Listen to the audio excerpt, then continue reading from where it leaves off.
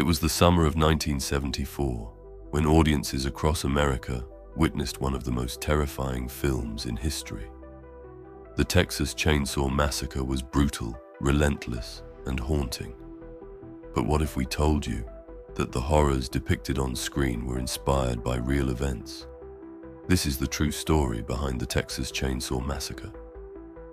Contrary to popular belief, the Texas Chainsaw Massacre was not a direct retelling of true events. Instead, its chilling elements were influenced by one of the most infamous real-life serial killers in American history, Ed Gein. Ed Gein, known as the Butcher of Plainfield, was a quiet, unassuming man from Wisconsin. But what lay inside his farmhouse was the stuff of nightmares. When authorities searched his home in 1957, they discovered furniture made from human bones, skulls used as bowls, and masks crafted from human skin. Gein had a disturbing obsession with the dead, digging up corpses from local cemeteries and fashioning grotesque artifacts from their remains. Filmmaker Tobe Hooper drew inspiration from Gein's horrific acts, crafting the iconic villain Leatherface. Like Gein, Leatherface wore masks made from human skin, a detail that made the film feel disturbingly real. But the connections didn't stop there. The setting of the Texas Chainsaw Massacre was also influenced by the desolate landscapes of rural America.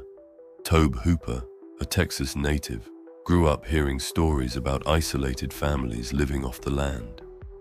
He imagined a group of cannibalistic outcasts, victims of economic hardship, who turned to horrifying means to survive. One of the most unsettling moments in the film is the dinner scene, where Sally Hardesty, the film's protagonist, is tormented by Leatherface and his deranged family. This horrifying sequence was inspired by Hooper's own experiences visiting slaughterhouses as a child.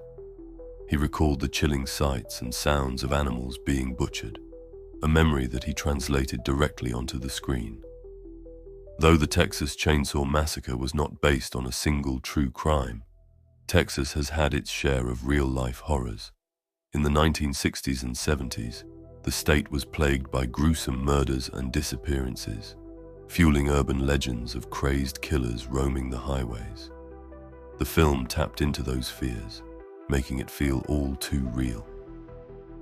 What made the Texas Chainsaw Massacre so effective was its documentary-style cinematography. Hooper wanted the audience to feel like they were witnessing something real, almost like a found-footage film before the genre even existed. Nearly 50 years after its release, the Texas Chainsaw Massacre remains one of the most terrifying horror films of all time.